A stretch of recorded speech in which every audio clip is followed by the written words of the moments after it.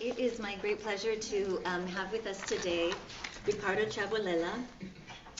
Riccardo has been a research fellow at the French National Center for Scientific Research, and he was also the director of the Political Anthropology Laboratory and the Interdisciplinary Institute for Anthropology of the Contemporary here at the École, the School for Advanced Studies in the Social Sciences. He holds doctorates in both social anthropology and ethnology and contemporary anthropology, and his research has focused on West Africa and the mobilizations and forms of resistance of subaltern groups. He is the author of many books and articles. These include, and I'm going to say the titles in English, Political Anthropology and Contemporaneity, Critical Inquiry into Present Power, Yes, from the end of the world to the middle of nowhere, the Fulani and the state in Mauritania, and anthropology of the margins, and introduction to political anthropology. So thank you so much for being with us today, and I know that you've had a chance to read some of Riccardo's work, and we'll also be sharing some of it in the shared Google Drive after this. But just to begin with, Riccardo, I'd like to ask you to tell us briefly about your intellectual trajectory and how the article that we read fits into your overall research agenda. Yeah, thank you very much. Hello to everyone. I'm so happy to be here in front of such an audience, and it's really a pleasure to talk about critical theory with you. I'm going to do this from the point of view of a political anthropologist. I don't know if you're familiar with the discipline, but I can explain a bit if you want about this.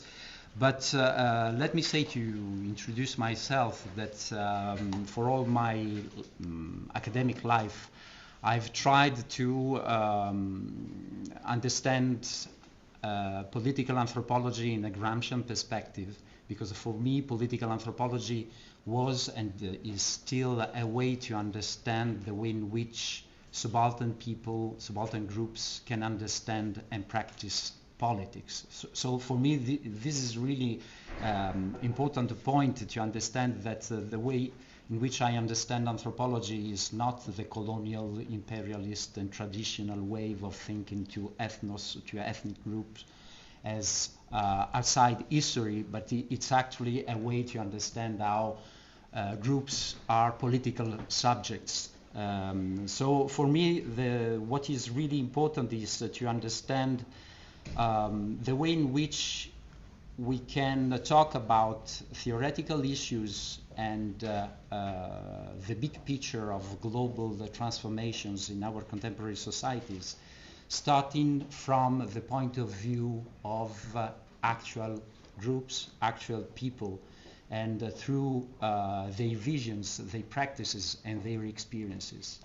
And this, for me, it's really important. This is why I decided to become an anthropologist. Actually, it was at the beginning of the year 2000 when I was engaged in a no global movement, and we were talking about another world is possible, and it was like we were trying to find some alternatives to Western ways of thinking and to capitalist societies in other human, cultural, historical experiences. So for me, anthropology was also the answer or the way to find these alternatives to Western ways of thinking. Anthropology for me was not the only answer to that question. I also had other alternatives. The first one was to engage in politics, but it was difficult to do at that time because we felt like a defeat of the no global movement. So it was like anthropology and the social sciences was like looking for a war of position, against the system. We have to go back to the fundamentals in order to understand what was going on at that time. And the other option actually was to write literature, and this seems to be very different from social science approach. But I think that the politics, literature, and the anthropology actually share a same idea. They are really different, but they share a same idea. That is a way to understand how global transformations and history is embodied in political subjects. And this is, for me, it's really important that this is why I'm an anthropologist. I want to know and to talk to people and know how actual living people feel and think about the world. So I became an Africanist, but I prefer to say that I am a reluctant Africanist, because I don't like, this is Malinowski's saying about anthropologists as reluctant imperialists. So I could say the same for Africanists, because what really interests me is to make a comparisons between those different particular experiences, and this is really Gramscian actually. This is Gramscian because for me Gramscian thinking is a way to think to translatability of social and political experiences. The notion of translatability is a Gramscian notion actually, and is with its linguistic roots, but actually something different that from the translation in purely linguistic terms. For Gramsci, the translation of social experiences is a way to understand the way in which the particular experience of a subaltern group can become meaningful to explain, to show what is common. So this is really also an anthropological issue, because anthropologists always start from a particular situation, from ethnography, from fieldwork, but then they have to talk about humanity in general. So this is an issue of relationship between the particular and the universal, the specific and the general. And in my view, Gramsci was really incredible in doing this, because he always talked about particular historical situations as an expert, I would say, for example, about the Italian history and the Italian nation building. But he did so in a way that his concepts can become meaningful and useful in order to understand other situations. And actually I'm referring to all the post-colonial theories, for example, which used Gramscian thinking and theories a lot, that show actually how his ideas can be translated.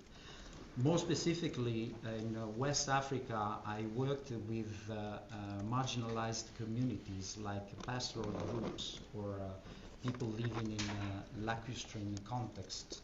And my aim was to understand the way in which they can conceive or practice politics while being completely marginalized from a political, social, and economic point of view. So this is also a militant way of thinking to political anthropology, in the way in which I understand ethnography and fieldwork as a way to give a voice to unearthed communities and marginalized communities, but considering them not as some anthropologists can still do nowadays, that is to consider marginalized communities as cultures outside history, but rather to consider them as subaltern groups, which is a really different way of thinking. So my work is, I produced several monographs on West Africa, on marginalized communities in West Africa. And I would like to stress the fact that this is really Gramscian to do monographs. If you read notebook 25 of the prison notebooks, the one on the history of subaltern groups, the title is on the margins of history.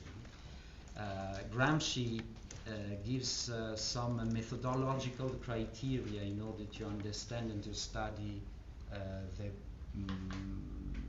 the political subjectivation of subaltern groups.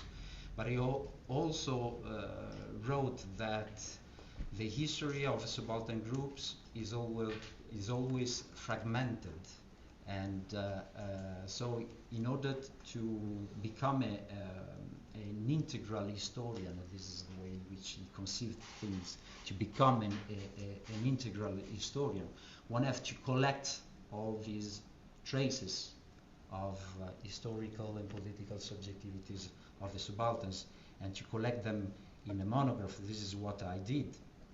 I'm trying to be fast.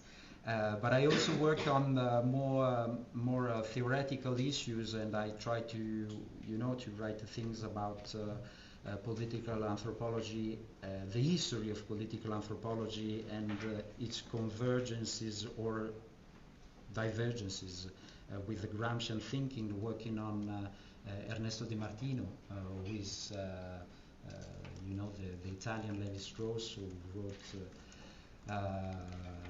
so many important books, one in particular which has come out in English last year, I think, at the University of Chicago, I guess, which is The End of the World, a book wrote in 1965, and which is inspired by many things, but also by Gramscian thinking.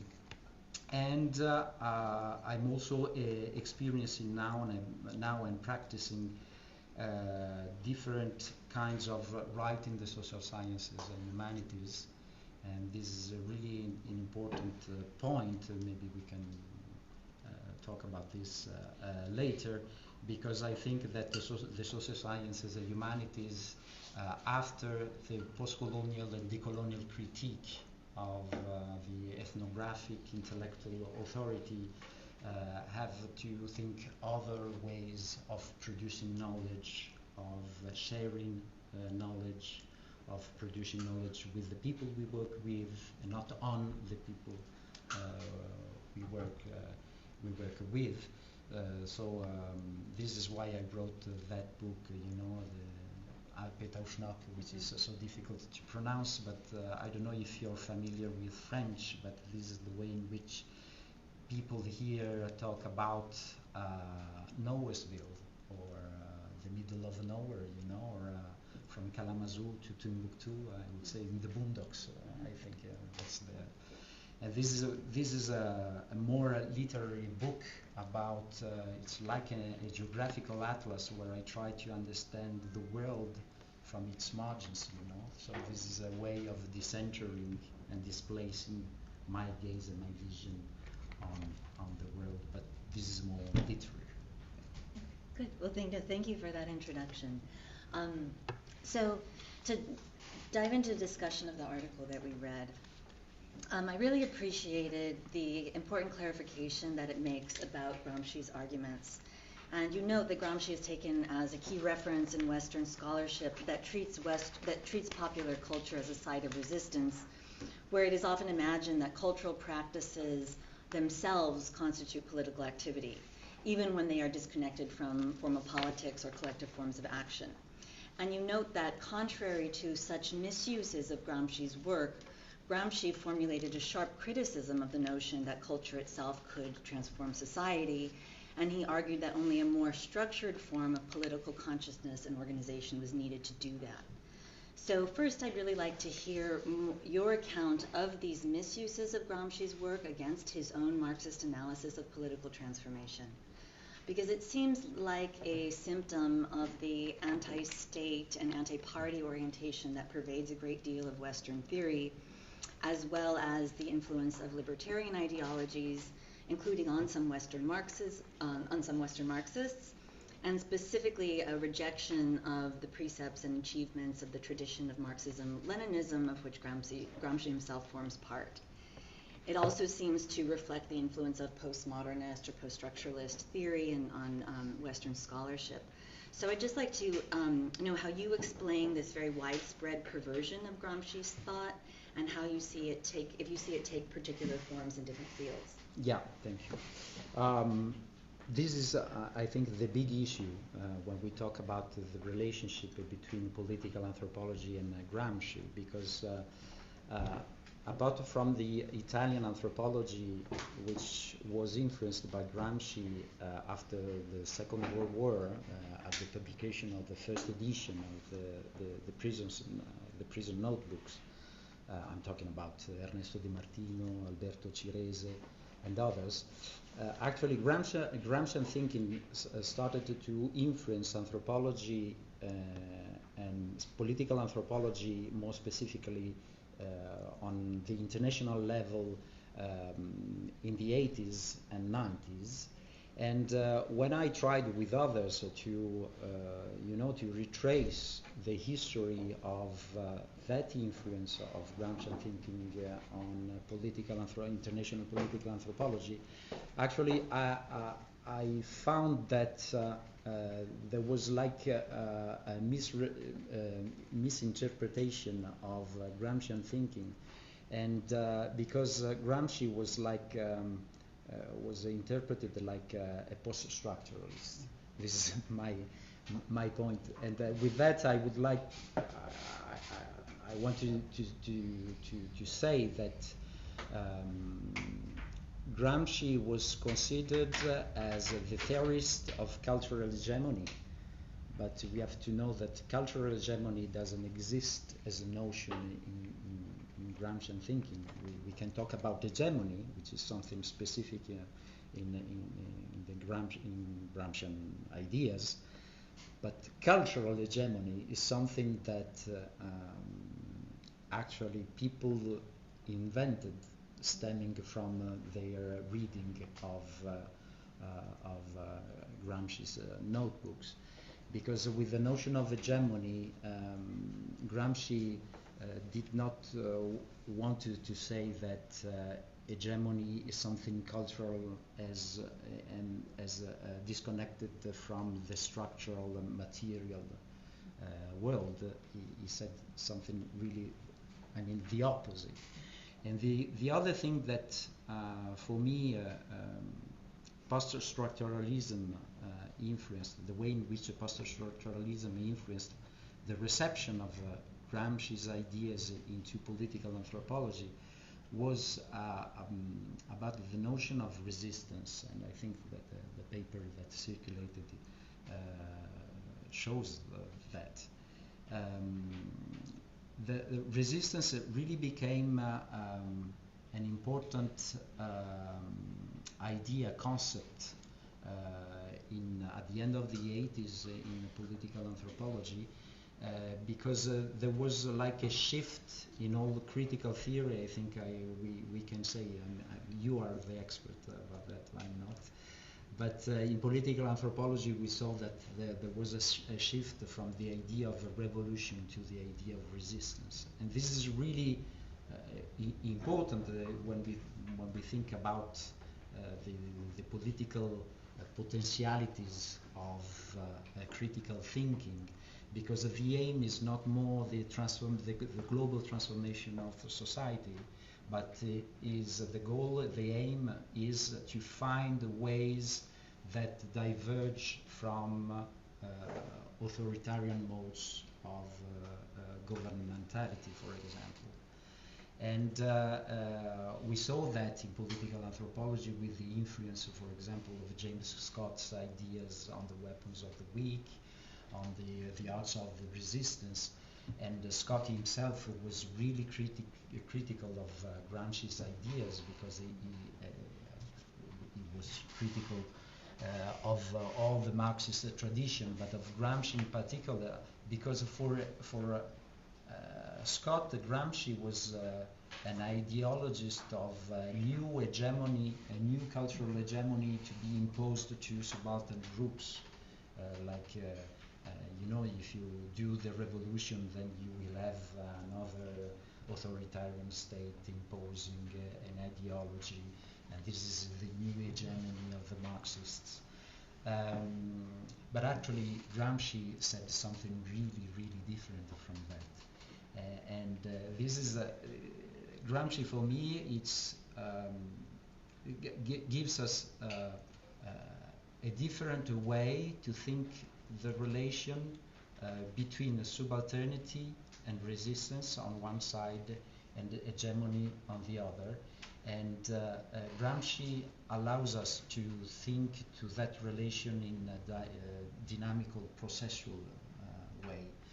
For him, the importance is not to stress the capacity of the subalterns to resist to power relations, because this is a problem for Gramsci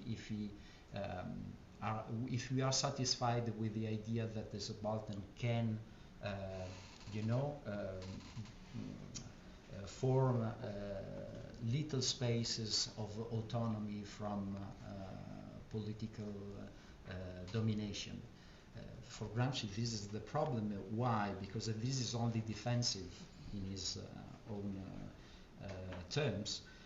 For Gramsci, this is a problem because this cannot transform into a new hegemony that is a new wave of thinking alliances between social groups to form a new social bloc, not an historical bloc, but a social bloc of alliances between subaltern groups, and to form also another culture to transform society, the structure of society.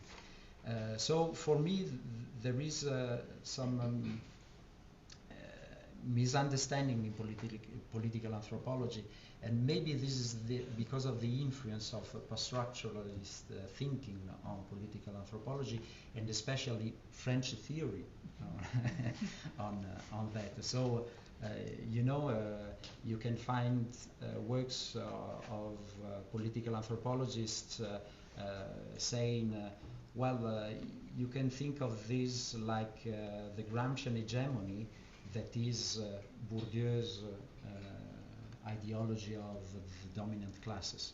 No, wait, this is not the same, or like Foucault's discourses, for example.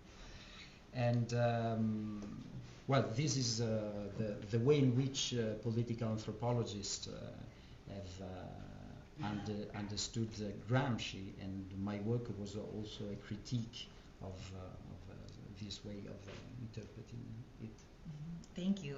And just to follow up, in light of this discussion of also the misrepresentations of Gramsci's ideas and the misrepresentation of his discussion of hegemony, could you just please explain for us the key features of his theory of hegemony and the historical bloc, and how these differ from the way his theory is misrepresented by post-Marxists and post-structuralists? Yeah, actually I already said a lot about hegemony, which is not only cultural hegemony, but the importance is for Gramsci is to think structure and culture together.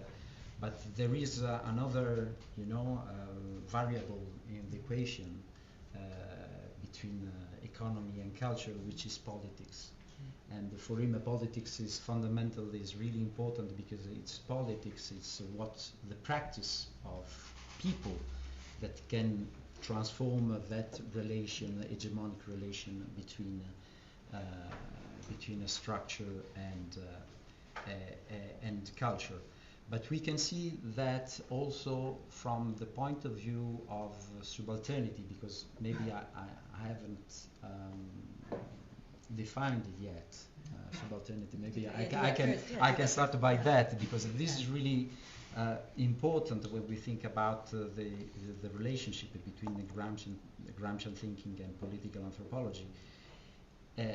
when we think of the subaltern, this is really different from other notions that the Marxist tradition has used, like proletariat, for example, or the notion of classes. He used the notion of groups to talk about the subaltern groups. And he also gave a definition of the subaltern as the one who always who is always submitted to the political initiative of dominant groups.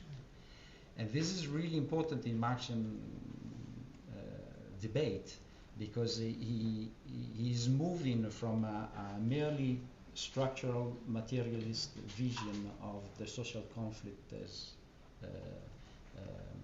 focused on the material conditions of production, to a more political level, without denying the first one, the material aspect. But actually he's saying that the subaltern are those who cannot move politically, who cannot, transform, because dominant classes and groups are always have the initiative before them.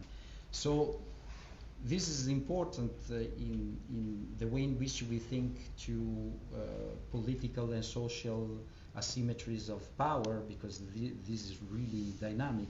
But this is also important from an epistemological point of view, I think. Because when we started to think to subalternity and to subaltern groups, we can also think to groups which are not historically determined by European capitalist modes of production. You can think, or you can also think to other things, to other political asymmetries. And for example, you can think of gender, of race relations. You can think of peasants, for example, through the notion of subalternity. And this is really important for a discipline like political anthropology, because now we have, with Gramsci, we have, the words to talk about common things, that is experiences of political asymmetries, of domination, of exploitation. But we can, we don't have to overlook to specific local particular conditions and contexts. And then the notion of subalternity allows this type of comparison to start from the specificity of a local experience of how history is embodied by political subjects, and then to think to the broader picture through this. And I think this is the point that some libertarian critique of Gramsci have not understood. I mean, the book on about Gramsci is dead, for example, on that libertarian idea.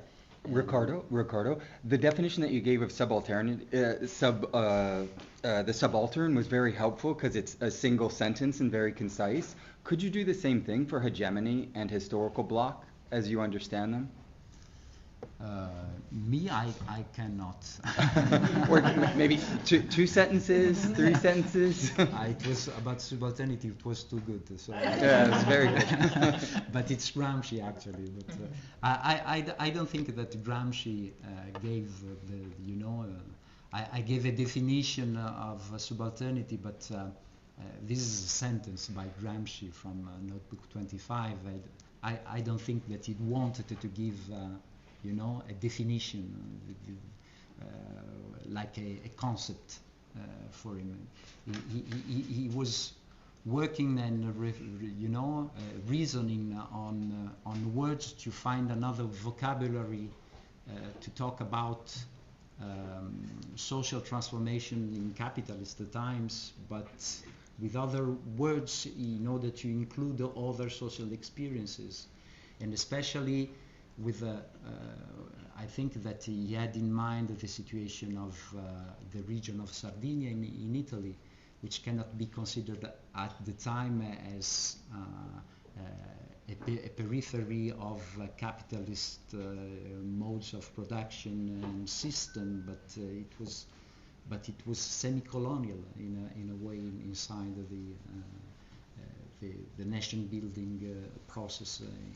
Could you give us a synthetic sense of, how you would define hegemony based on the expansive writings of Gramsci? I'm thinking more in terms of just the pedagogics of being able to latch on and see the basic ways he uses the term hegemony or historical bloc. For me, hegemony is a process of a constant interaction between structure and culture,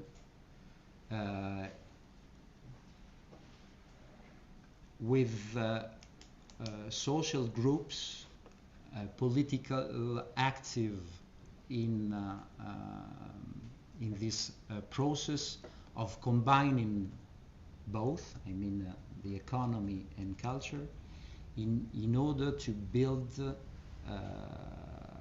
not only political power. This is not the issue is not to seize power like in a merely, I would say, basic Leninist perspective, but in order to produce a culture and a society which can express this type of power. So for Gramsci, the relation between the political society and the civil society is always, that there is always interconnection between the two, and you don't have the political society on one side with the institutions, with governments, with and then you have civil society which is completely disconnected. I think that even in political anthropology in the 90s, for example, we wanted to understand the civil society as something autonomous from political society. And maybe this is also because we are there is a sort of deception, disillusion with the idea of government. This is also a populist point of view, and so we started to think at civil society as autonomous from political society. This is impossible to think it in Gramscian terms, because the two are intertwined. There are entanglements between the two. I would say that this is also to overcome this idea that hegemony is only an issue of persuasion and of creating consensus. This is sometimes, in cultural studies or post-colonial studies, sometimes you have this idea of hegemony as something specifically related to cultural productions, to the cultural dimension of ideology, of beliefs. But you cannot understand the beliefs and culture, and this is, well, I'm an anthropologist, and this is not really traditional in anthropology. To say that you cannot understand the culture and the beliefs without referring to political symmetries, political relations, to modes of productions, and so on. So this is the way to understand power in a global way, and with all the interactions. Thank you. Could we do historical block in a few sentences? So I already said that the important for Gramsci was really important to understand social alliances, but this is more the idea of a social bloc that is for him.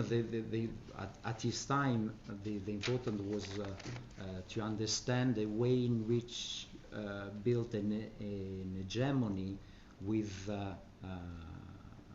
urban classes and the peasantry together. So this is an issue of alliance, and I think this is a really a big issue to think critically to our contemporary societies. If you think to social movements, for example, and to the fragmentation also of political conflict and political mobilization. So he was always trying to think about links between the subaltern and marginalized groups or exploited classes. And historical bloc is something which is related to that, to the issue of social bloc of alliances, but it's also the relation, the intimate relation between theory and practice, and between structure and culture. And the issue of theory and practice is it's really, really important for him, and this is what the interaction between theory and practice. There is nothing that is primary in that relation. You always have to think about it theoretically and then to practices, and the other way around. And for him, it's always important that the two go together, and this is the only way in which we can imagine to build an historical bloc in that sense, to think to a historical bloc with the theory and practice that go together. You had mentioned, Yeah. Okay. You had mentioned populism, and so I wanted to talk about that. Because it seems that scholars' exaltation of weapons of the weak, or these kind of forms of localized resistance, seems to be a symptom of populism, which Lenin and Losordo and others identify as a romantic petty bourgeois ideology that sides with the oppressed only as long as they are losing, and that claims that efforts on the part of the oppressed to get organized in parties or to take state power besmirch their moral standing. So, Lenin and Losordo and others argue that this populist orientation reflects the class position of those who promote it, that is, as members of the petty bourgeoisie or a professional managerial class in our contemporary moment, and also as members of a labor aristocracy situated in the imperial core. So I want to know if you think this is relevant to the cases you study, and also do you think a kind of consideration of the class positioning of intellectuals could help elucidate the different kinds of solutions that are proposed by various agents within Benin, for example, in the cases that you study? Well, this is a big question. Actually, I see two different things, but which are interrelated. The first one is on populism, and the second one is the position of intellectuals, and in my case of anthropologists, when we talk and work with other people, because in more progressive anthropology, I would say that there is always a risk of demagogical populism. I would say in Gramscian terms, that for Gramsci there is a big difference between demagogy and populism. Populism has to be conceived as people's politics, but demagogy is fascist. Demagogy is fascist populism. Well, actually, the issue of populism is really interesting for anthropologists. You know that one of the main references at the beginning on the populist reason of Ernesto Laclau was Peter Worsley, who was a great Australian Marxist anthropologist. He was the one who invented in the Anglophone world the notion of the third world, like Georges Ballandier did in the Francophone world. And Peter Worsley was, his work is really interesting. In the 50s, he was really with the New Left in Britain, and he was one of the first to comment on Gramsci's letters from the prison in English. And Peter Worsley was also one of the first anthropologists to talk about populism in the 60s, but he used the notion of populism in order to talk to nationalist movements, anti-colonialist movements. And he used the notion of populism, which has a long tradition even in literature and in other countries, but he specifically used that notion from a scientific anthropological point of view, because he wanted to show that in colonial contexts the problem for all the struggles for liberation was that societies were completely fragmented into ethnic groups, but this fragmentation was produced by colonial authorities. And so anti-colonial movements for independence tried to build something new, maybe a kind of hegemony and a new ideology, but they cannot rely on uniformous social classes to represent.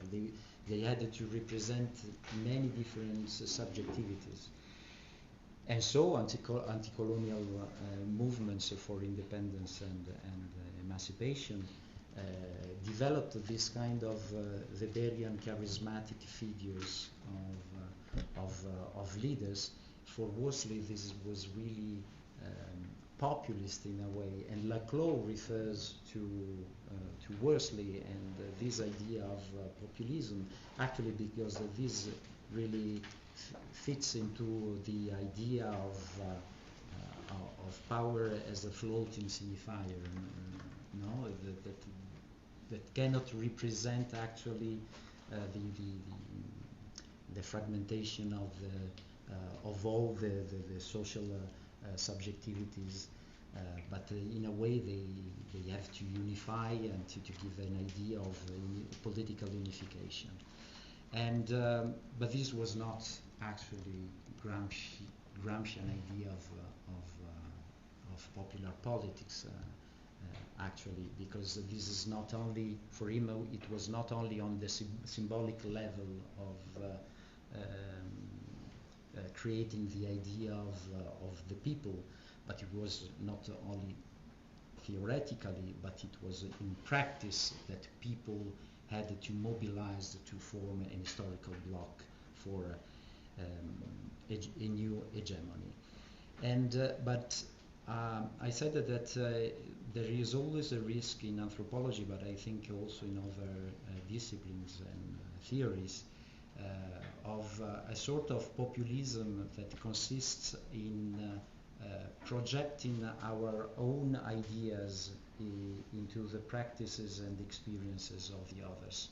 And this is really an epistemological problem we always face, because, for example, in relation to the notion of resistance, there was a huge debate in political anthropology about this, the misinterpretation of subaltern people acts, practices as forms of resistance, because when people act to avoid the taxation, for example, this is a real classical, situation in the rural context, for example.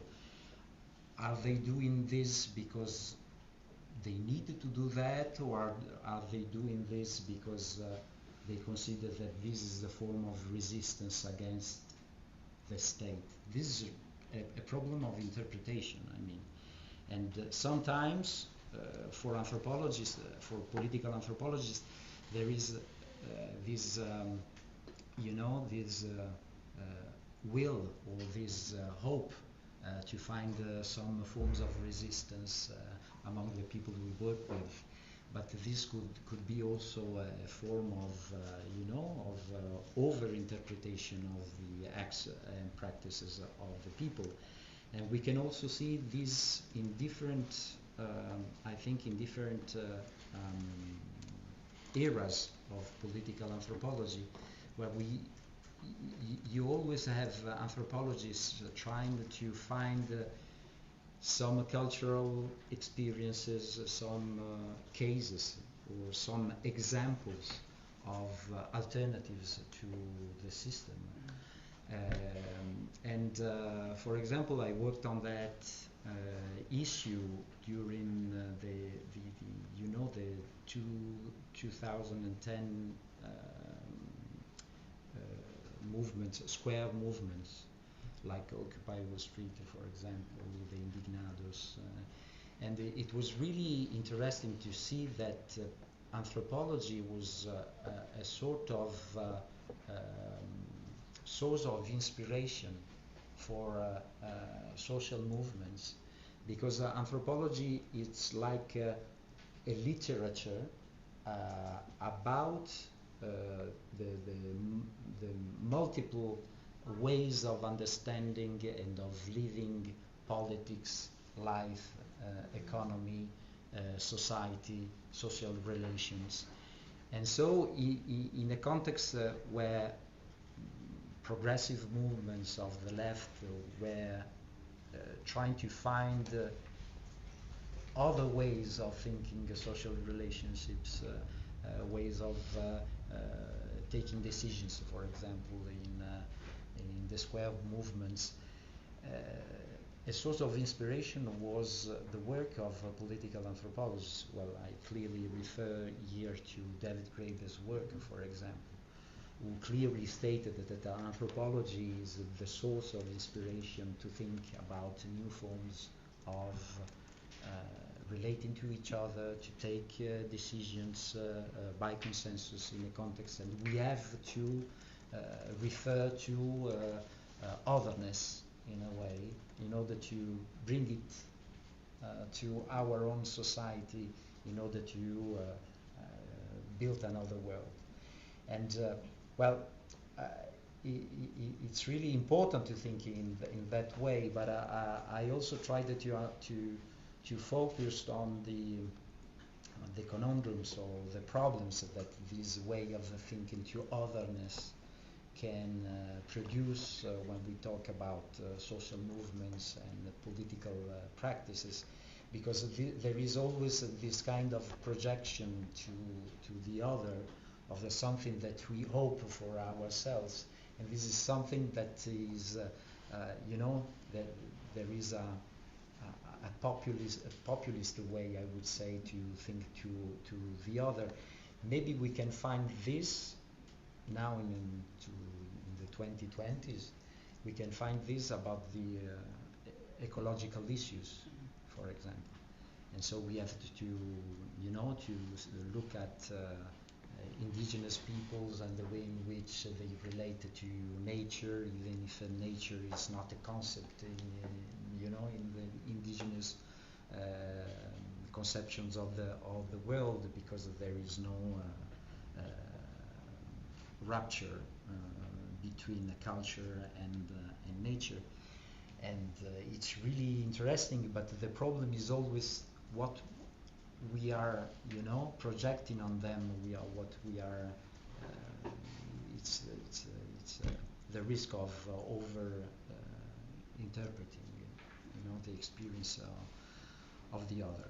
And so this is also a big issue from an epistemological point of view, but this is also moral, ethical, deontological issue, because we have to understand the other, but we don't have to. We have to avoid any projection of our own aspirations on the experience of the other people. And so this is a big problem for anthropologists who work with other people. And this is why the discipline is trying to find other languages and other ways of doing fieldwork. For example, we are thinking about the idea of the co-production of knowledge, but also other ways of writing, for example, through dialogue or myself, for example, I've been experiencing something really different from my previous work. I did, as you have seen in the article, I carried out a long field work in northern Spain with pastoral communities who are completely marginalized, who are not considered as citizens because they don't have access to land, for example, because they are pastoral communities of nomadic origin. And I did, like a sort of anthropological monograph on that communities. But then I stopped because I said to myself, am I legitimate to do this, to create the history of a group which I'm not part of? And this is a big ethical issue for us. So, but I started to think about am I legitimate or not? Because I was working with a friend of mine, a local intellectual, a local leader, who said to me, if I did anthropology myself, I wouldn't have needed you here. I said, why? Because I'm white and I'm a European, so no, because with you, working with you, I learned how to do anthropology. And if I did, university anthropology myself, well, why you are here actually?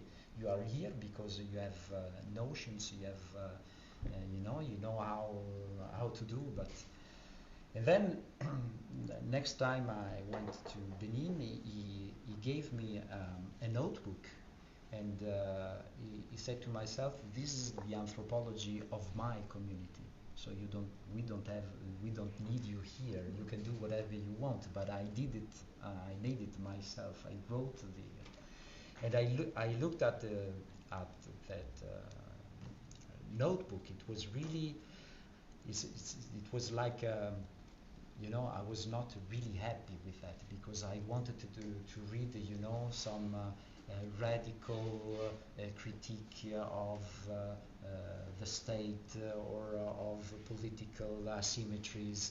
And actually I saw myth and the origin of my group, rites of passage. So I said to myself, this is really traditional ethnology. This is not really political. So what was really meaningful for him was not to elaborate a theory on the critique of political asymmetries, of domination and so on, but it was only to say, this is my community and we are like that. And then I understood that actually this was a more political act than writing, a critique of the state. This is Gramsci, notebook 25. The Subaltern start to struggle against the subalternity when they start to write their own history, And so for myself, the interest was not to become the anthropologist or the ethnologist of a community, but it was like to become like a translator or a middleman, a passeur, I would say. And this is what he asked me actually. He asked me to become the editor of his own work, and this is what I'm working now. And this is also a way of understanding differently our position, you know, as a privileged social scientists relating to the people we work with. And I had also the chance to work in a village with him, who helped me writing his own biography after his death, because he died during my fieldwork, and so I completely changed my point of view. He became my subject, and I decided to write a biography of this local intellectual, and I did it with his whole family. So my position completely changed from the position of positivistic point of view of objectifying the community I work with, to the position of someone who is accompanying the production of local discourse on community, on the identity of this community. And I also worked on, I also worked on a second kind of, I would say, spontaneous writing of anthropology in the same context. Because when I was looking of archives about that region in northern Benin, I stumbled upon an autobiography of a slave who was from the village I work in, and that autobiography was written in 1854 and published in the United States, but never translated into French. And it's really, so the name is Mahoma Gardo Bakwakwa, the name of the author, and this is the biography that Paul Lovejoy has published about him. So this is an issue of slave and fugitive narrative, which I'm really interested in. And actually I am working on the French edition of this autobiography, and this is that text for me. It's really important that we are in 1854. It's really important because you have the first part of the autobiography that is a sort of ethnological study of his homeland in Africa. So this is also a way to understand anthropology in a completely different way, that is not a social science with its colonial imperialist roots, but it's also a possibility of producing, a discourse which is subaltern, but which is important for subaltern people to speak about themselves, maybe through anthropology, like my friend did with its own work, the notebook he gave me.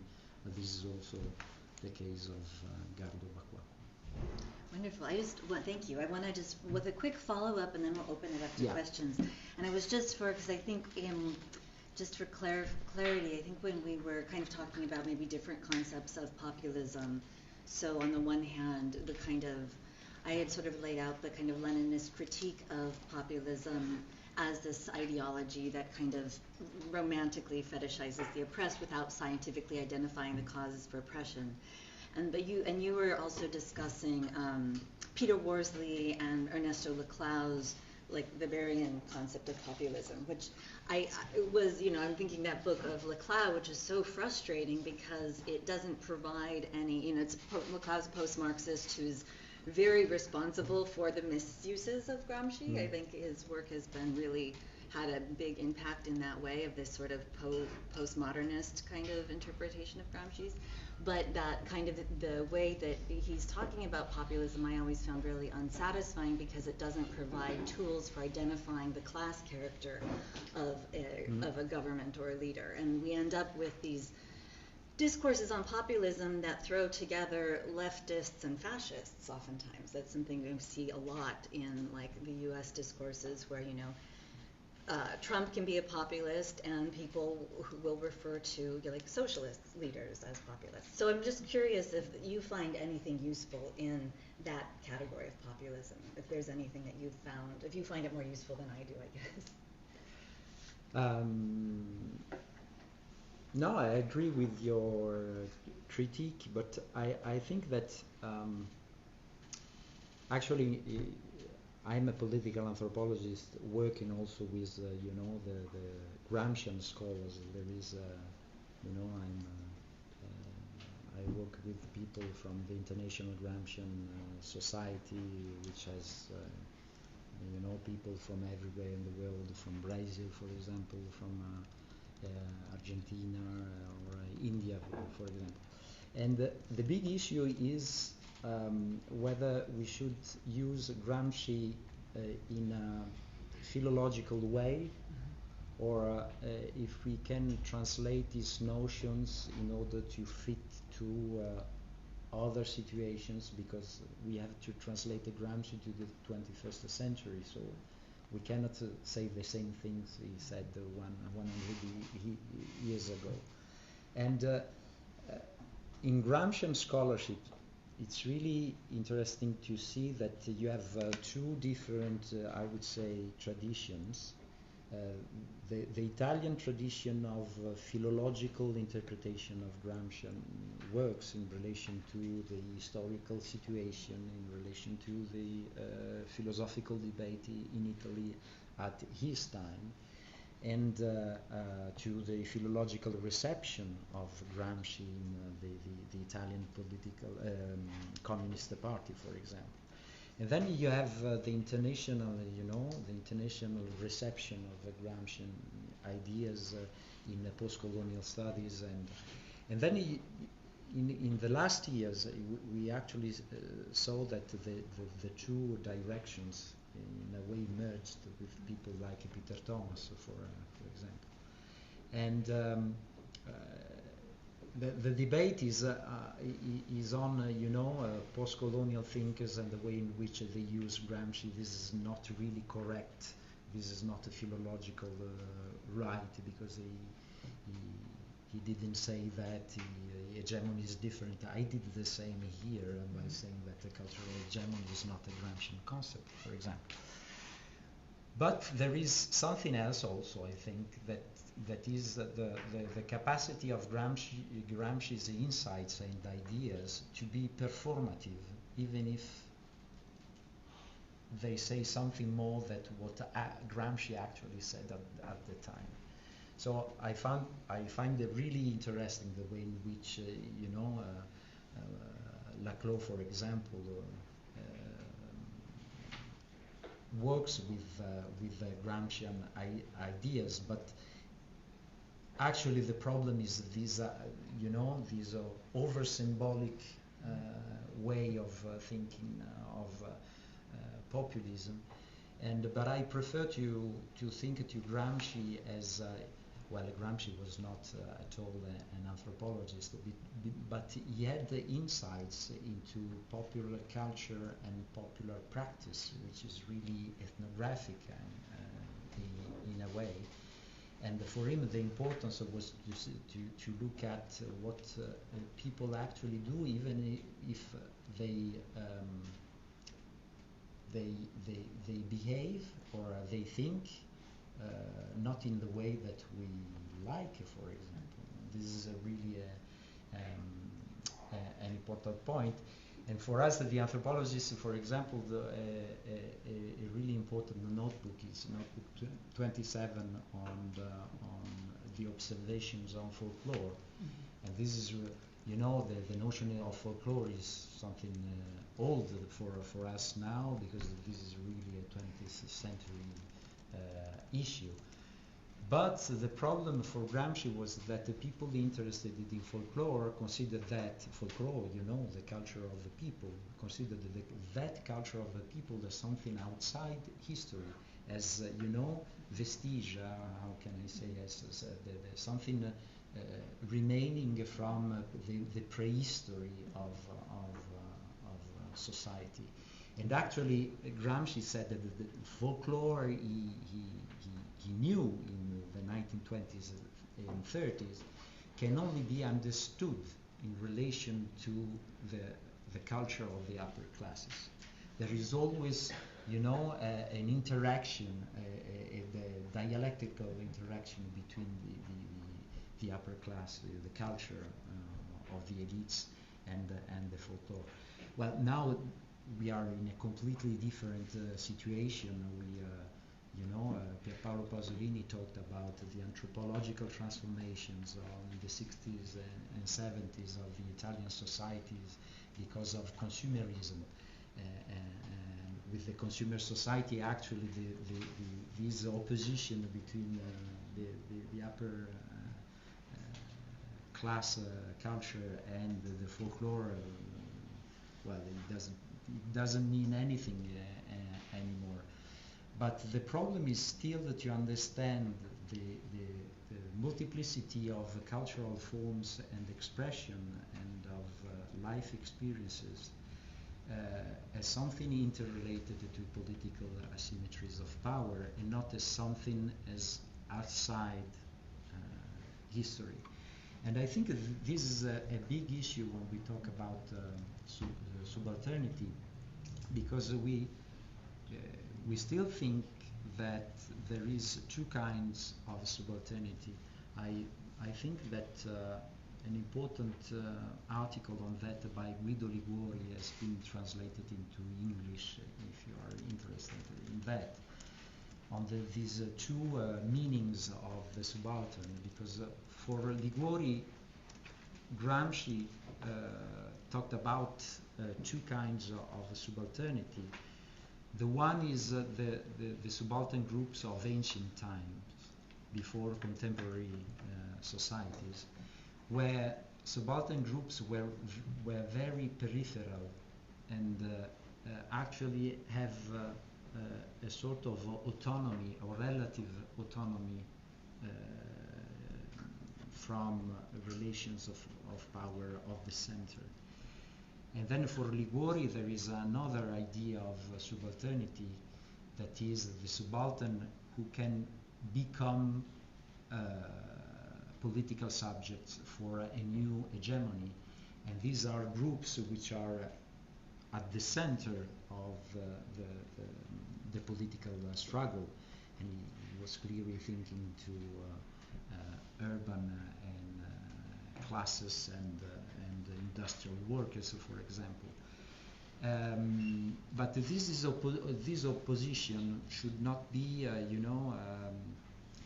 fetishized in a way. And sometimes we apply it also to understand contemporary societies, and we can see it in the anthropological discourses, for example, where you have marginalized or subaltern groups inside the global and capitalist societies, and you would have also subaltern groups which are in part really autonomous, like indigenous people, whose culture and represent something different and outside the power relations. And I think that in a Gramscian way, well, you cannot really understand things in that way, and the risk is always that you think that these people outside the power relations actually have better options, and we have to take inspiration from them. Actually, I edited a special issue on that. It calls the title is "Inspiring Alter Politics." This is something I did with a friend of mine, an anarchist. So it was really interesting to see an anarchist and a Gramscianist working together on that. And we worked on the way in which anthropological literature about otherness is sometimes taken as a source of inspiration for social movements. You can find it in the Focal, it's Focaal, it's an international journal of global political anthropology, I think. Wonderful, thank you. I think we're going to open up now for questions. So we'll first take some questions. Seema, do you want to, actually we can,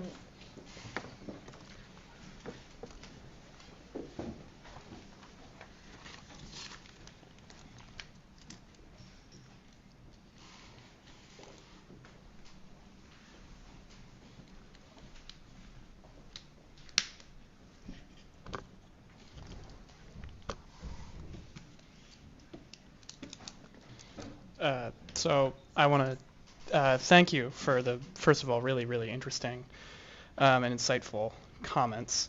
And I wanted to return to something just to seek clarity that you said earlier on. Talked about the conflict, and I understand this through Laclau's terms, so I might be speaking in that language here, between the universal, right, understood maybe as revolution or transformative, totalizing change,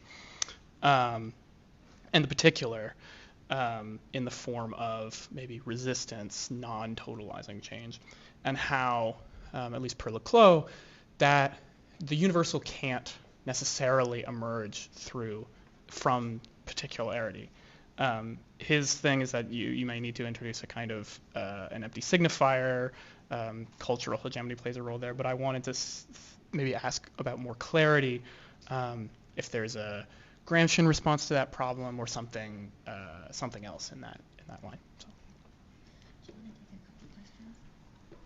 I think I will say that we have to collect some. Collect a few? Is that you? yeah, we'll take a few more questions.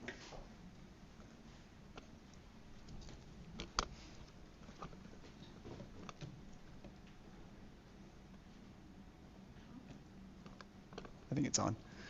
Yes. Thank you for your talk. I was wanting to, something I was curious about was where theories of class struggle are within the context of subalternity, because from my interactions with political anthropology, which are still developing, are noticing that many of the spokespeople of many of these subaltern groups tend to have those ideas like liberalism, libertarianism, populism, anarchism, and that kind of muddies the conversation of understanding that group's placement within the international class struggle. And I was wondering if you could elaborate on that aspect.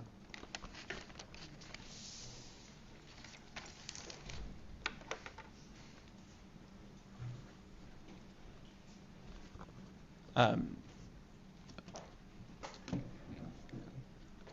I'll try to be quick. Yeah, because I'm in kind of a similar subfield. I was curious, like, how you think about these kind of like small cases and then connecting them up to kind of theory without kind of either kind of projecting your own ideas onto the situation without, I mean, obviously a small case isn't going to generalize to a population, right, in the way like positivist social science would, but kind of like how you think about that. Like, for example, in the article you had us read, just to make it a little more tangible, I could see how you could kind of just read kind of every case like this where you have sort of like the seedlings of organic intellectuals that are just articulating their claims primarily in terms of like extended kinship groups and things like that, rather than kind of systemic critiques, and just be like, okay, well, the problem is a lack of a political party and kind of leadership by intellectuals, etc. So how do you kind of avoid falling into this trap of just creating kind of tautologies? One more? Yeah, we'll do one more. Is this microphone enough? Or do I use this? I've been thinking for the last hour or so about the last 60 years and how I've beheld the mainstreaming of Gramsci within mainstream academe. and this tendency to decontextualize, depoliticize, neutralize, etherealize even sometimes Gramsci. And so to talk about hegemony in a way that's kind of vaguely about power, but not about class struggle or mode of production or anything, as definite and as hard as that. And for a couple of years in a row, when I was teaching media studies students, I did this experiment, and I got the same results for several years in a row. I would say, now, who's ever heard of Gramsci? Every hand went up. Who thinks that was Gramsci a Marxist, yes or no? Few people, yes. Other people didn't know whether to say yes or no. But they were a bit puzzled by the question, except for a few. Who thinks Gramsci was a communist? Nobody. Well, guess what? He was the general secretary of a communist party. Now, that's one level of contextualization, although I think this more theoretical thing of divorcing the whole idea of hegemony from mode of production and class struggle. And there's also the whole role of Gramsci within Marxism, and the whole Western Marxism versus whatever you call the other one. Eastern Marxism isn't the satisfactory title for it, because some of us are geographically Western. And what I sometimes call mainstream Marxism. So I was preparing a lecture on Marxism and culture for I lecture at Peking University. So I was doing this slide where I was lining up the positions on culture of Western Marxism and what I was calling mainstream Marxism. And of course the main difference is in conceptualization, but also I was lining up different authors. And the problem was when I came to Gramsci and Lukács, because both sides claim both Gramsci and Lukács. And so, all of this is problematic, both within universities and within academe. I mean, Jennifer used the phrase, the misuses of Gramsci, and, I agree. But then on the other hand, I think, look at the way contemporary universities are going, which is sideline, the trajectory is to sideline any of this. And so I think, well, maybe even if it's kind of motivated by, some of this, decontextualizing, etherealizing Gramsci, at least maybe it'll get people reading Gramsci and thinking about things that need to be thought about, which are becoming more and more marginal in the way universities are going.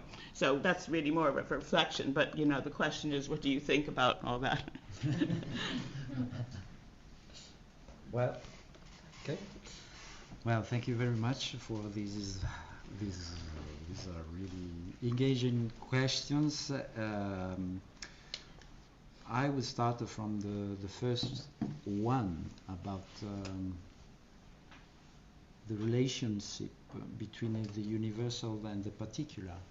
And it struck me, but I agree that you said that the universal, then the revolution, and the particular, then resistance, because this is really the way in which political anthropologists have thought of the issue between this relationship between the universal and the particular in political terms. I think this is both an anthropological and a Gramscian issue, because in anthropology you always have some people saying that you can only be a specialist of a specific social context, cultural, a culture of a situation. You can only talk about what you have seen during fieldwork. So this is the importance of fieldwork, of ethnographic experience for anthropology. So this is really, on the particular side that you should avoid to make comparisons and to enlarge to universal considerations, to comparisons. And on the other side, you also have anthropologists looking at the same thing the other way around. That is, anthropology is about human nature in a way, or the way in which we think about the human. So you can only, in a Levi-Straussian way, you can only, think of universality. For me, well, anthropologists have given different answers to that issue, but for me, Gramsci is really useful because I think that in a Gramscian perspective, you don't have to choose between the two. And actually, what is really interesting is the way in which we can consider both as producing the other, and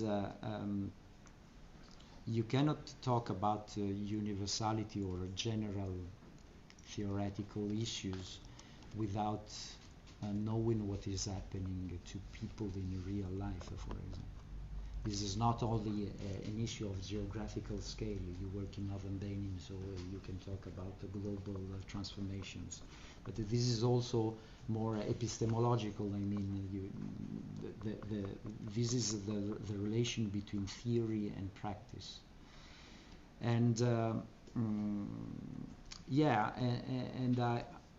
I was working these last months on a letter that Gramsci wrote to his wife during the imprisoning, and he said, it's really difficult for me to be here and to think to the world because I'm in prison, and when I'm in prison I don't have the immediate sense of life. And he said, I read a lot, but books cannot give that immediate impression of the life of Peter, Paul, and John. So I asked myself, who are actually Peter, Paul, and John? And this is the way for Gramsci to say that you cannot understand global transformations without knowing what is happening to actual people. And this is really challenging, but I don't think that we as individual intellectuals, we have to give an answer to that. Maybe there is something like a collective, intelligence. Maybe this is what you're doing here together in order to collect, to bring together different social experiences and to exchange about them in order not to come to a sort of general theory about universality, because we know that this is problematic actually, this idea of universality, but that we can think of the global picture only through the experience of Peter, Paul, and John. This is why I said that at the beginning that for me politics, literature, and anthropology are similar in that, because the three of them, they tried to connect the individual experience, well, not individual, the subjective experience, if you want, because it can be individual but also collective, to general transformations. And this brings me to the second question about the place of class struggle when we think to subalternity. And I think that in my presentation I insisted a lot on other aspects of subalternity, like the political side or on culture, but it's clear that there is that issue of a class struggle. But for Gramsci, the problem was to understand the class struggle not in a mechanical and deterministic way. It was rather the issue was to understand how people struggle or not in relation to the social and material conditions, but these material conditions are not sufficient to understand what's the experience of subaltern people. And there is also another aspect that another issue that you raised, that the international dimension of class struggle, which is linked to the issue of universality, if you want, of global transformations on a broader scale or level. And from a disciplinary point of view, this is well, an epistemological challenge, because it's really difficult to understand how to talk of global transformation starting from the political or the specific experience of a group. This is also in relation to the third question, actually, and my article, which, you know, in an article you always try to say many things, but you would be better saying one thing, actually. And in that article I try to say two things. And on one side, what's the anthropology of resistance in relation to Gramsci, because Gramsci is considered as a source of inspiration by some, as a source of inspiration to think of the resistance of subaltern groups. But actually Gramsci wrote that subaltern groups politics is always on the defensive. He wrote. And on the other side, there are people who said that he only proposed a new hegemony, not considering, you know, like James Scott, for example, wrote about him. And I wrote that article actually because it was there was a conference on the Marxist resurgent in political anthropology. And it was really an important issue for us because it was on the international level. But for example, here in France, you have a big tradition of Marxist or Marx-inspired anthropology. I'm thinking to Meillassoux, for example, or Emmanuel Terray and others. But it's like that tradition ended with, you know, the election of Mitterrand in 1981. There is something of the intellectual history that we have to think about that. But that conference on the anthropology and Marxism, it was important because anthropology was influenced by the post-Marxist thinking, like the issue of resistance and others, a more libertarian, for example, way of thinking. But it was important to go back to some fundamental of Marxism and to see and to look at it and to see what was really still meaningful of a Marxist theory to understand contemporary society. So I decided to focus on the issue of resistance on a Gramscian perspective, because this is my point of view.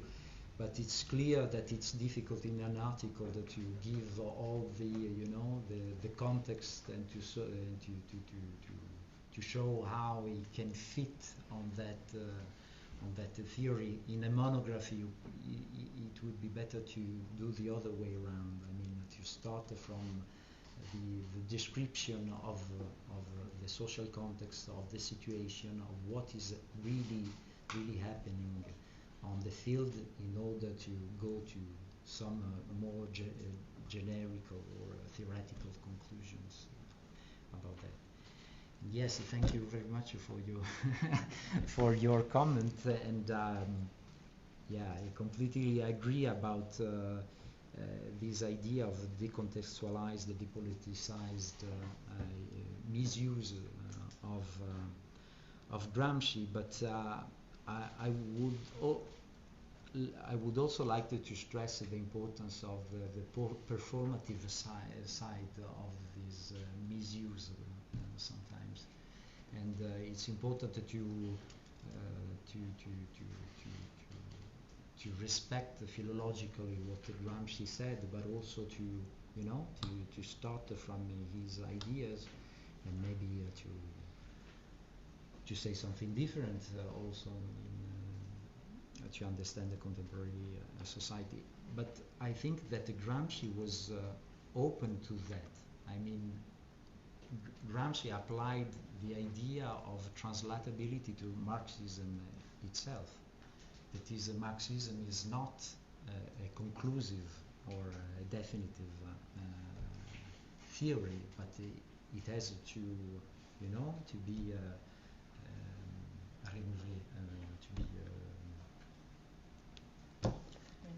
renewed. Renewed with this idea of translating concepts and situations, and this is really the notion of translatability. 1917 Russian Revolution cannot be, transposed into Western Europe. You have to translate it. Actually, this is the idea of translatability for Gramsci. That is, it has to be, applied to a specific context, with a specific situation, with a specific mode of production, with a specific class struggle. But the idea of revolution is still there. The idea of transforming society through revolution by subaltern groups and classes is still there. Thank you. Should we take some questions from online? Yeah, I see that there's one question online, and I actually had a question myself, so maybe I'll start with my question and read the question from online. So thank you, first of all, Riccardo, for coming here and sharing your work with us. The conclusion to the article that you shared states, lacking is rather a political project to emancipate them, the subalterns that is, from a condition of marginality and to change the national or global constraints that structure their lives. And so I read you, at least at the highest kind of theoretical and political level, as criticizing an approach that consists in simply folding up shop and focusing really on modalities of resistance that, as you said here, don't go on the offensive and therefore don't have the possibility of building real power. And given that your case study is a particular community in North Benin, I'm curious to hear your thoughts on the flip side of these resistance struggles, because in that same region of the world, if you take, for instance, just to the north of Benin is Burkina Faso, and from 1983 to 1987, Burkina Faso was the site of one of the most important revolutions of the 20th century, where Thomas Sankara and a number of other soldiers seized state power, and they were no longer resisting. They established a socialist state that inscribed itself directly in the lineage of Gramsci that Helena was referencing earlier, and set about a project of national sovereignty in which they empowered women. They had a radical ecological project, a project of desertification. They developed cultural autonomy and began producing their own goods and services for themselves rather than being dependent on imperial forces. And so when you make a kind of clarion call for overcoming resistance and thinking about what it would be to not only resist but to build real power, would the revolution in Burkina Faso be an example of that? And then a follow-up to that is, currently when you look at the imperialist world system and what's going on across the Sahel region, many people identify a kind of renewed spark of the Sankarista tradition in the countries of Burkina Faso, Mali, and Niger, which now have formed the Alliance of Sahel States. And what they're rejecting is France-Afrique, the idea that Africa belongs colonially or neo-colonially to France. And so is this a case of the subalterns who, as you defined via Gramsci, are those who have been submitted to the political domination of other groups, are rising up and saying, no, we want our own political sovereignty, therefore we want the French military out, we want the multinational corporations that take all of our natural resources out, or at least controlled, hence the nationalization of gold mines, for instance, in Burkina Faso. We want to develop our own industrial base, and so they now have a new line of electric vehicles in Burkina Faso, and we want economic sovereignty, so they want to get away from the ways in which the Banque de France actually controls the whole economy through the currency relations. So if it be Burkina Faso in the past or the Sahel states today, are these examples of a modality of resistance that isn't simply sequestering itself in a kind of passive accommodation to the status quo, but building power in this more Gramscian sense that you have been fleshing out for us? The question that Marlon Davis has online, I'll just read it out in case you can't see it from there, is concerning some of the epistemological questions you raised regarding projection. I was wondering if you could speak more on how the monograph as a form allows for, sorry, this is jumpy, how the monograph as a form allows for translating these kinds of uncategorizable social experiences. Are there limits to what the monograph can hold? Sorry, this is kind of glitchy. There we go. For instance, does its scholarly framing risk restabilizing or over-defining what resists categorization?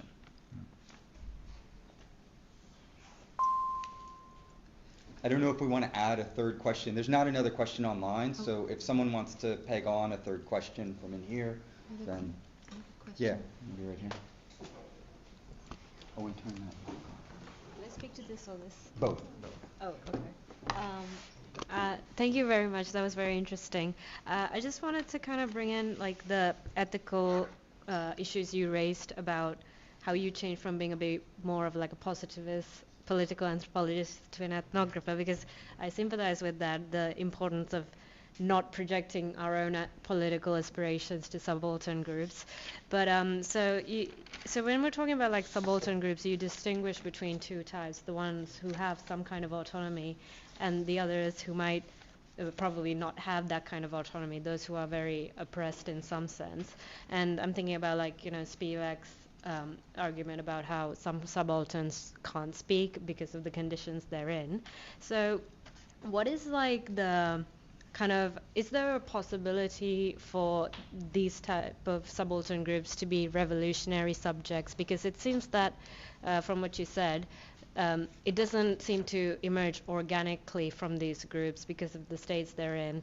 So if we're talking about like supporting these groups, almost like an external mediation, that seems to risk creating paternalistic or imperialistic tendencies. So like what's your position on those kind of subaltern groups? Like, is there a possibility for political transformation?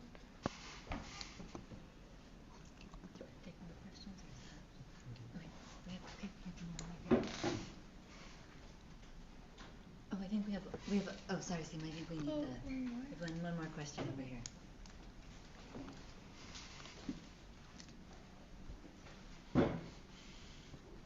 And Riccardo, to up the stakes of the questions, we actually usually have to get out of the room at 7. So Okay. just FYI. Because of big questions. Just yes, no, I guess.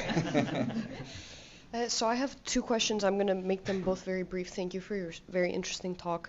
In relation to subalternity, my question was sort of synonymous with this in the sense of, I was wondering if you could respond to the critiques that exist against the notion of subalternity, as well as notions such as those of Achille Mbembe of living death and similar sort of understandings of marginalized populations that, you know, see such taxonomizations as a form of symbolic mortification or as a means of epidermalizing marginalized embodied experience. And secondly, my question you sort of touched on during your talk, but I was wondering if you could elaborate a little bit further of, in terms of this consistent conflict between a presence and an interpretation that concerns the anthropologist as a figure.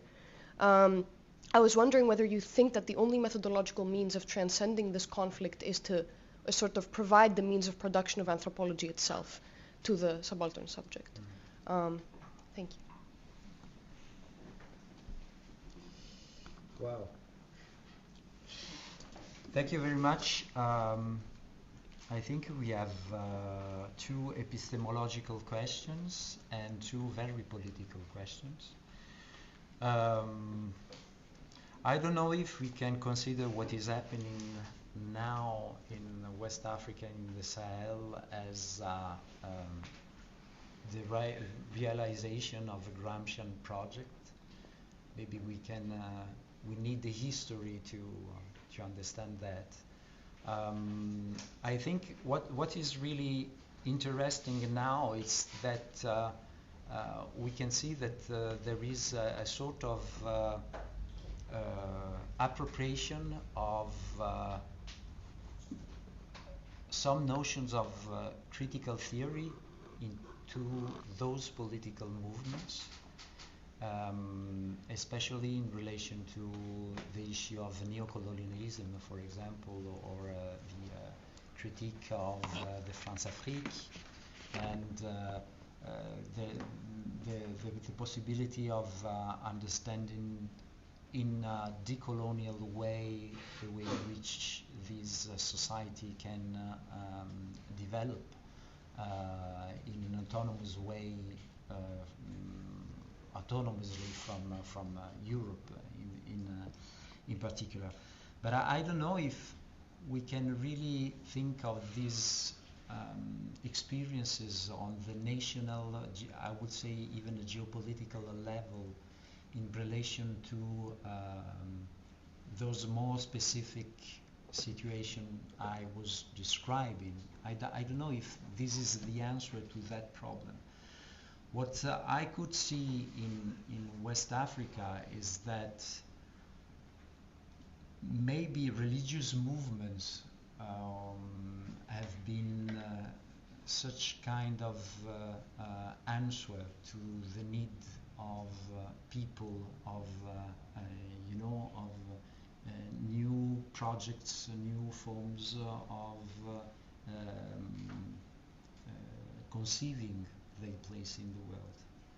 And this is really clear in the Benin, for example, where you only had religious movements who can still talk about the possibility of emancipation by talking through the vocabulary of spiritual and religious redemption, but which has a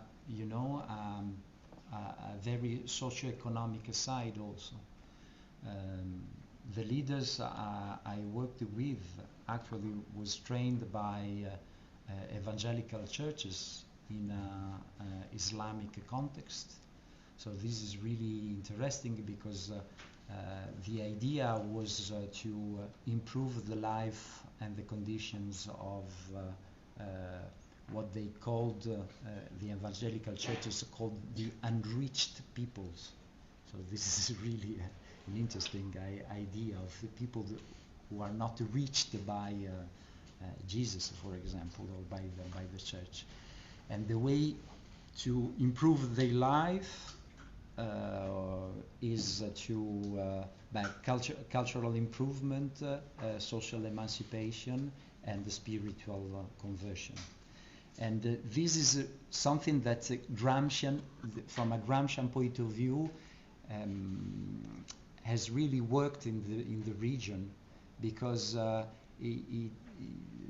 this is a position that merges the social economic side, the issue of social emancipation, so schools, projects of development on the local, in the local context, the possibility to learn, to travel, to make trade, for example. So the church, or the religious movement in general, that gives opportunities, that gives opportunities from a socio-economic point of view, but also with a new culture, and we can see the interaction between the two. But you also have the same thing on the Muslim side, where new Islamic movements actually have gained a lot in the region, because there are no other possibilities. And I think what is happening now with this new anti-colonial movement in West Africa has something to do with the repoliticization also of these societies, where we can find now a new political response on the national level, on the state level, for example, that didn't exist for many decades, because after independence you only had in that region you only had the discourse about development, but as James Ferguson has shown, development was like a fetish. So there is a lot of deception about the idea of national and international projects of development. But now something is changing, because it's not linked, or it's not symbolically linked to ancient colonial times, for example. But I don't know if we can say that this is Sankara 2.0, for example. This is difficult to say now. I know that in Burkina Faso, for example, there are things about nationalization or improvements of the conditions of people, of social conditions. But it's too early to say it, and it's difficult for me. And the other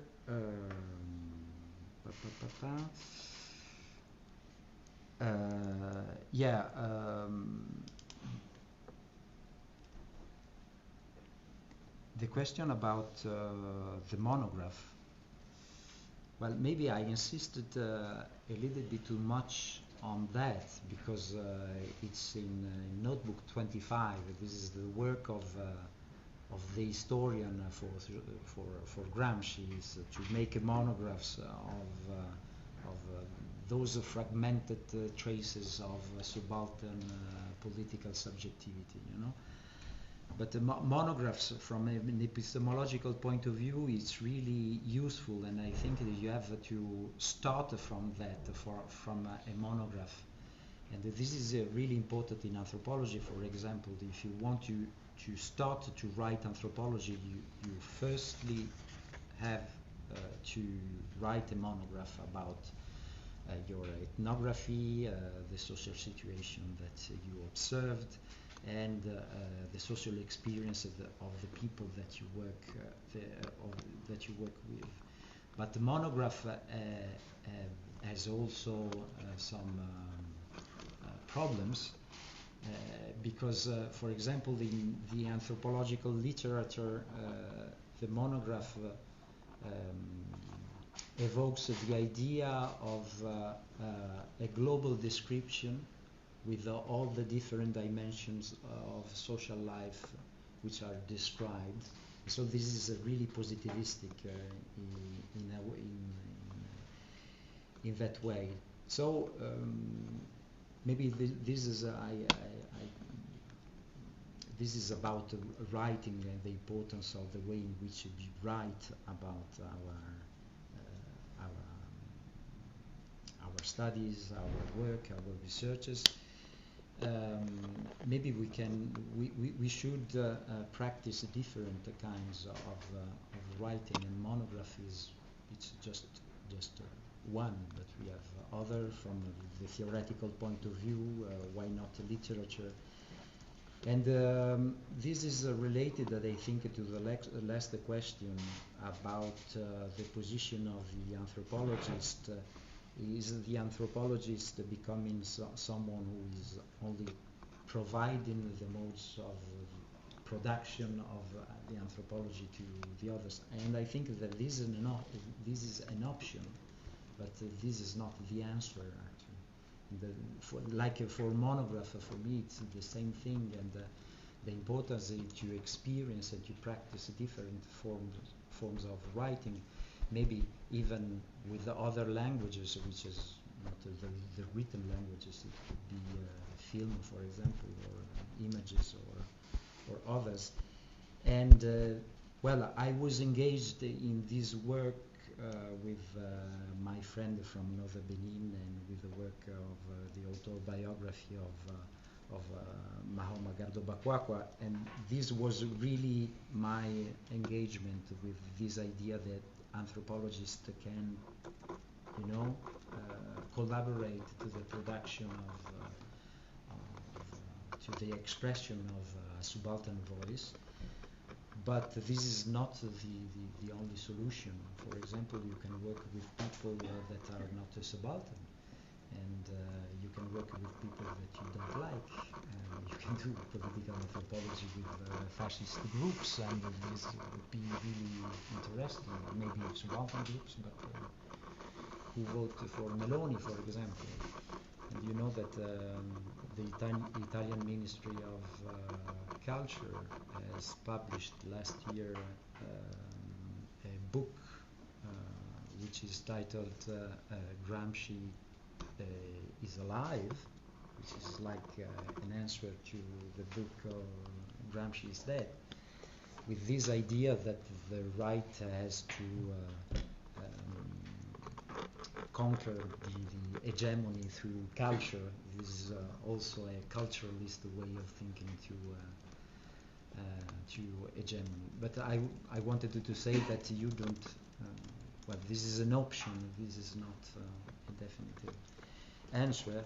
And I don't know if I really understood the question about subalternity and the notion, Mbembe's notion of the living death, but I got it like a possible critique of using a vocabulary which is in a way